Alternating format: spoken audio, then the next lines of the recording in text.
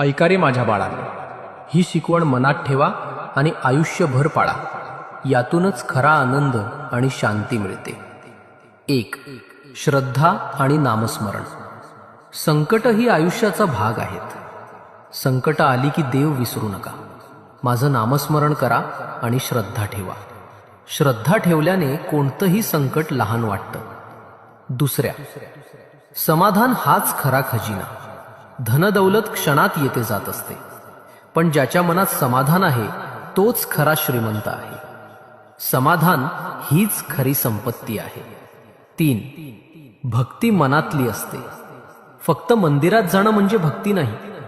भक्ती म्हणजे प्रत्येक क्षणी देवाची आठवण ठेवणं. हीच भक्ती मन शुद्ध करते आणि जीवन सुंदर करते. 4. राग मनाला जाळतो.